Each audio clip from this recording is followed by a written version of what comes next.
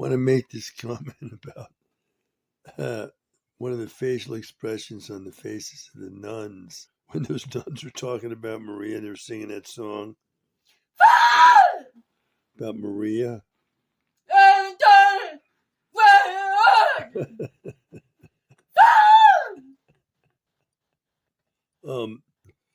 This one nun says, "I'd like to say a word on her behalf."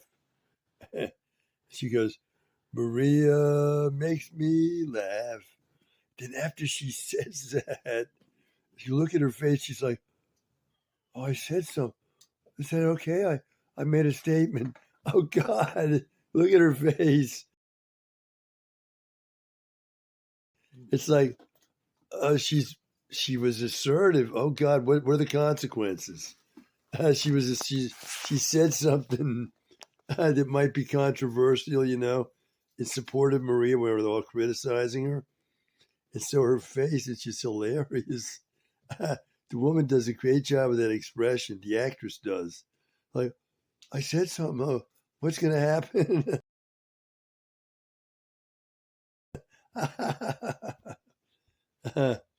There's another good expression in that movie. I call it girl code. Where the mother nun is telling Maria about her assignment as governess with a sea captain, okay, with 7 children. And so Maria says, "Captain?"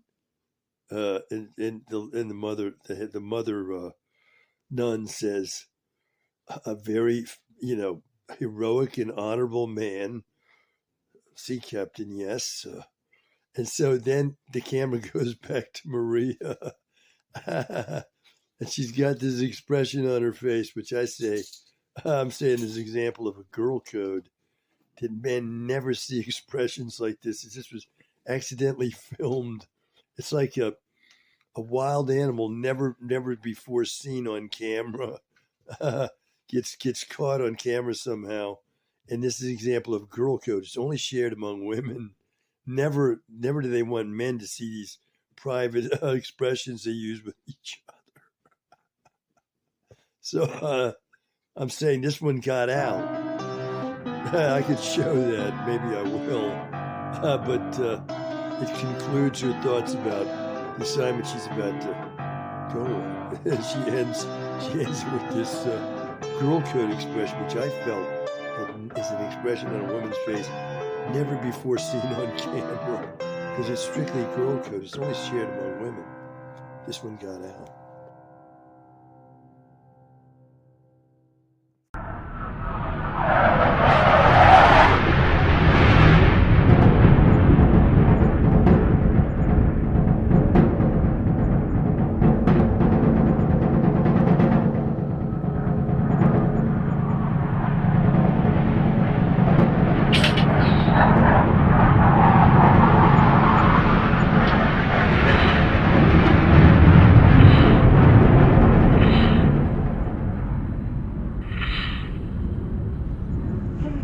These stupid asses in my phone that are harassing me and my wife. It's been going on for 10 years now.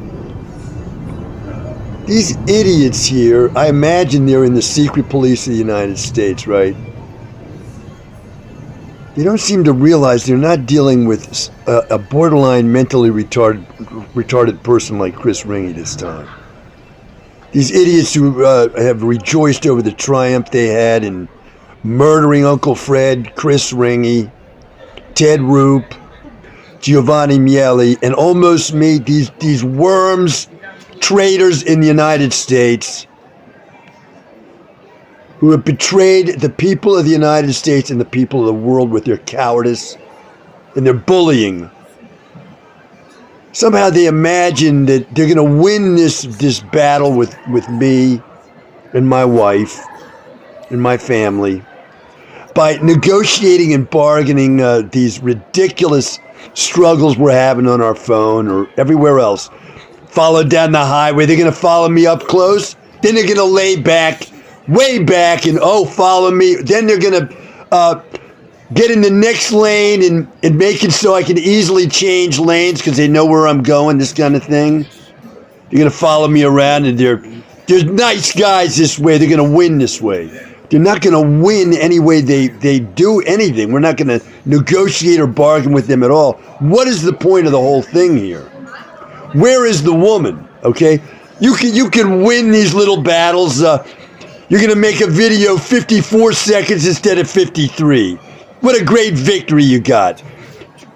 This battle is like the Trojan War as far as I'm concerned. There's my model. Okay? Well, what are those men doing across the lines as they're fighting hand to hand to kill each other with the weapons they have? The primitive weapons, swords, spears, arrows. Just screaming at each other every insult they can imagine. That's what they're doing. And so they're going to negotiate and bargain the end of the war there with their insults? No, they're not. They're going to negotiate and bargain nothing. The war ends when the enemy is defeated. When is the enemy defeated? When Helen is returned to the Greek people. That is when the enemy is defeated. The city of Troy is burned. Their heroes are dead. They're defeated. Their city is destroyed. Helen is returned to the Greeks. That is when that war ends, okay?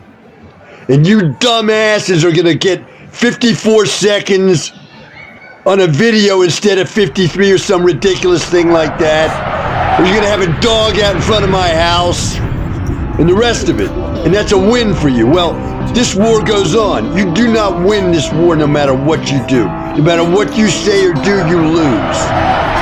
And I'm saying that the Lord is with me on this. And I'm absolutely sure He is. You're evil. You do not win this with me and my family. You are not going to win. This war ends when the woman is with us. Just like in the Iliad.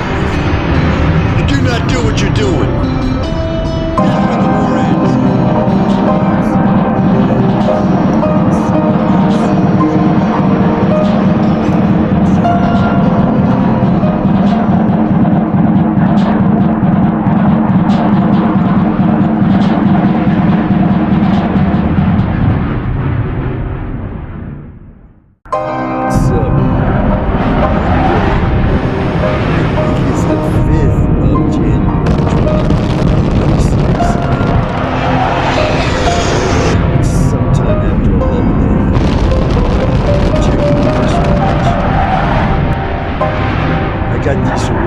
They're continually implying that my next disease that I have now is autism. I'm now autistic. Okay, I start out, I'm a certified schizophrenic, which means I'm absolutely someone with a serious mental disease that's incurable.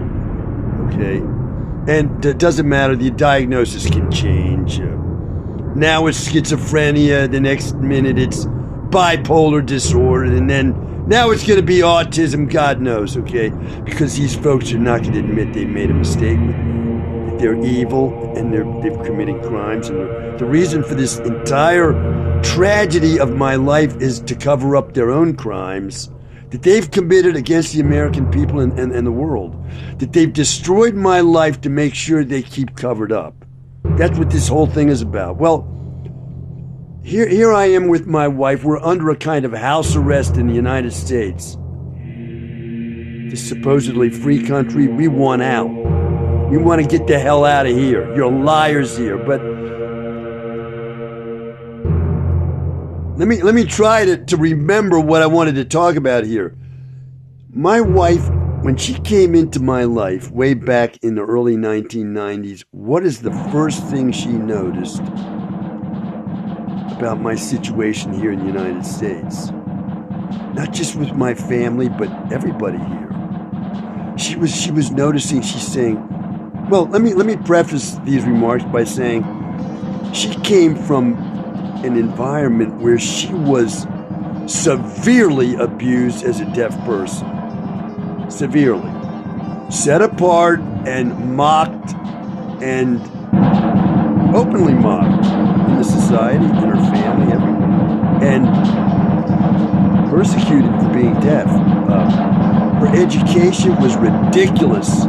She learned how to sew, that was about the extent of it. All the years she went to the deaf school there in Seoul, Korea.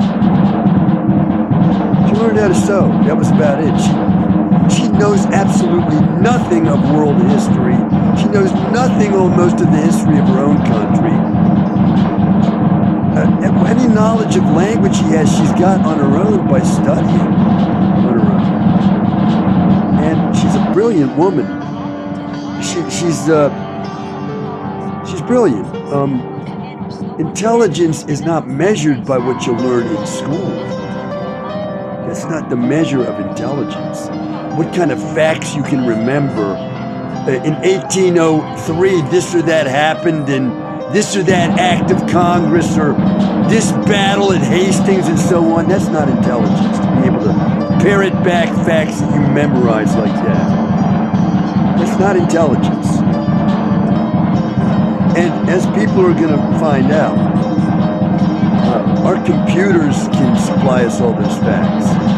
We don't even have to learn them, okay? We can get all the facts we need from a computer now. And whether you can memorize the Battle of Hastings or the year Shakespeare wrote a play and so on, it's of no importance at all. That is not intelligence. It's never been intelligence. What is intelligence? Being able to use those facts in the way you're able to deal with conflicts you have out in the world. And this woman here, she's brilliant in the way she's managed conflicts. She's been under immense conflicts since birth. She's come through them all. And she's brought me through mine. She's the reason, okay? I'm going to give my Nobel Prize winning speech here like the guy in Beautiful Mind, John Nash. She is all the reasons for my success, okay? Even though there was no such speech, the winner of the Nobel Prize, I guess, what did he win? Did he win the Nobel Prize in economics? There's no speech, there's not even an award ceremony for that Nobel Prize, as I read online. We see in the movie that we have this fancy speech and the woman sitting in the tears at the edges of everybody's eyes. No such thing ever happened. Well, okay, I'm not going to go off on that. She is all the reasons for my success, and what has been happening since the moment we met. This society had been trying to separate us from the moment we met. And it's been going on now for over all 30 years of our marriage. People are going to separate me from her. They might as well ask me to take a gun and shoot myself. That is not going to happen.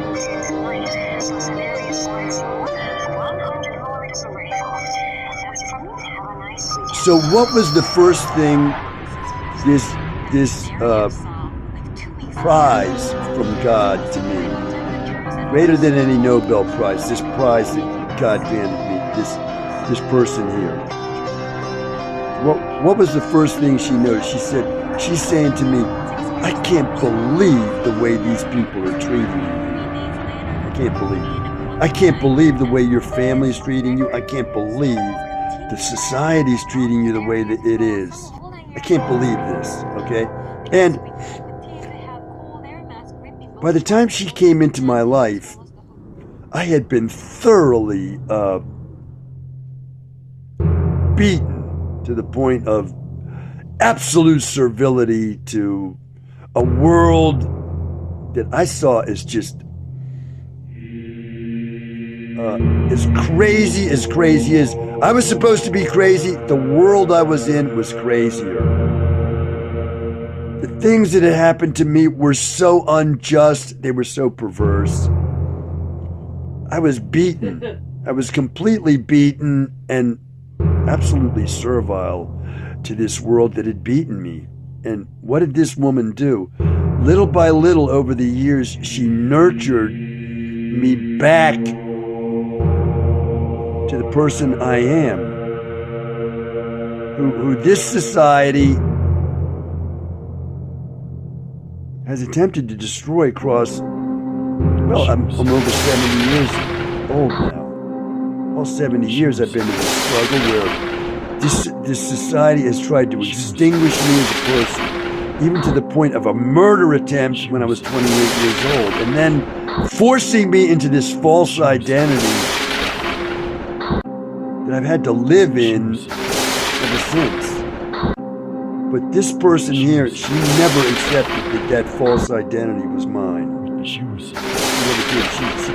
She could see from the beginning I was no person with a severe mental disease. She had grown up among the handicapped, the severely handicapped in her country. And she could clearly see that I was no person with one of these severe diseases, as I just said. So what did she do? She went about nurturing in me the confidence I needed to get back to being. Well, we've been married for over 30 years. I'm not quite there yet. I'm not there yet. But where I am in this battle, it's because of her. And my attempt to fight back now at the very end, it's all from her. It's all from her, all of it. Because I gotta say, from my point of view, I am terrified at the enemies that I've encountered and the kind of things they've done to me. I am absolutely terrified of these enemies. Let me just leave it at that. So, I'm going to declare once again that there's nothing in the universe that's going to separate me from my wife. That cannot happen.